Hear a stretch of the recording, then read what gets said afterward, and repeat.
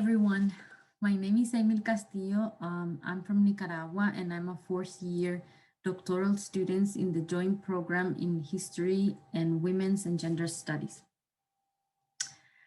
I work on early 20th century Central America and US Latin American relations. More specifically, I look at the period of US military occupation in Nicaragua that occurred between 1912 and 1933. My research project looks at the interactions and the relation that resulted from those, from the long presence of military personnel in Nicaragua and from this relationship between Nicaraguans and from different backgrounds and Marines. So I'm interested in examining how issues of gender articulated or intervened to explain social changes that were happening in Nicaragua in those decades in a context of an imperial rule.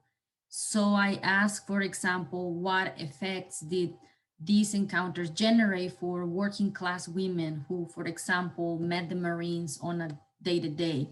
So what can these contacts or daily interaction tell us about how Nicaraguans produce hegemonic models of how to be a proper woman or how to be a proper man?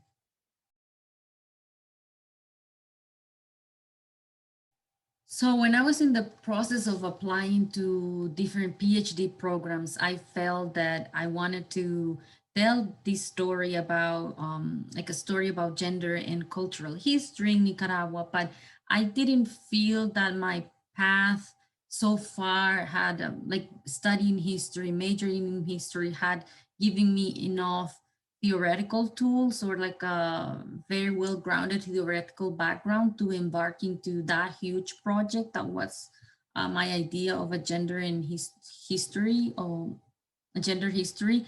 So this is why I started looking for interdisciplinary or joint programs in the US, and I found out about the University of Michigan.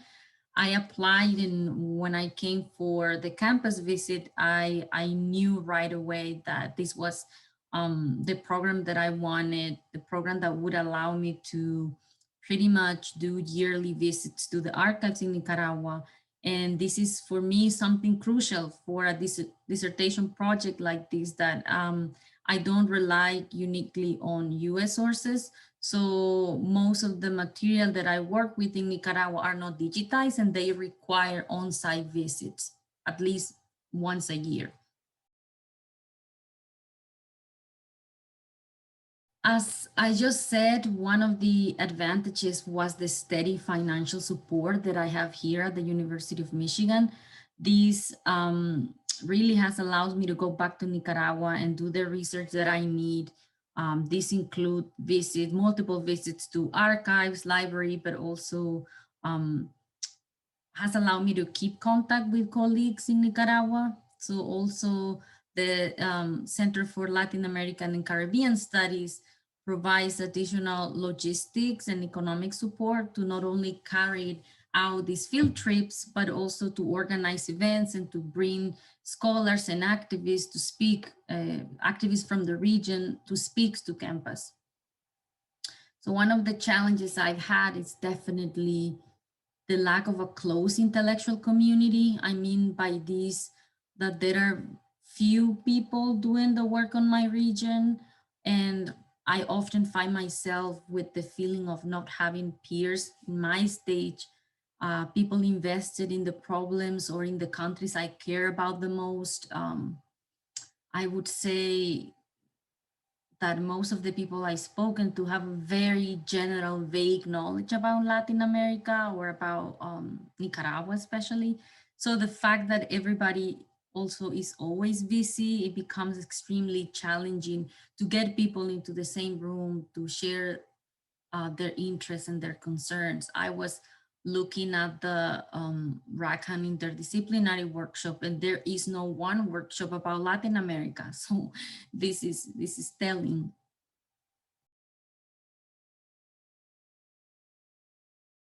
Oh, COVID has certainly delayed my archival research. I was about to finish my prelims when COVID hit Ann Arbor. I was supposed to begin archival research, like my archival research year last May, but that was impossible.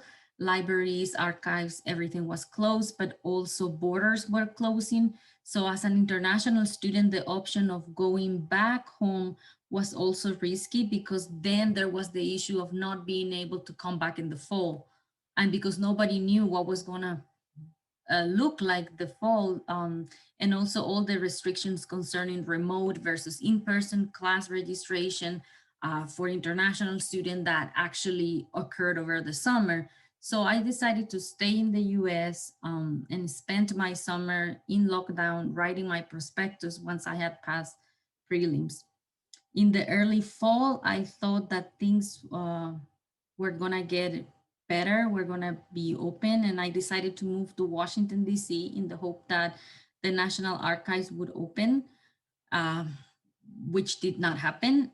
So I returned to Ann Arbor just before the presidential elections in November.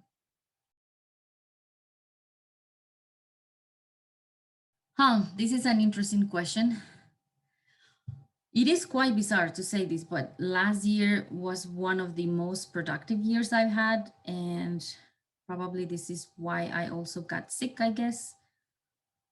But I moved from places 3 times, which was a risky move out of complete improvisation. So one thing I learned this past year is that I don't know if this is the correct word to say or use. I'm kind of resilient, that I was able to resist the lockdown, and the fact that I survived the stress and also being away from family and friends for such a long period of time. It's been almost 2 years since I haven't been back home, so I haven't seen my family, my mother. So back in March, nobody knew how much time we were going to remain in lockdown, right? So being able just to pass the prelims and publish my first article in English has been one of the biggest achievements of last year.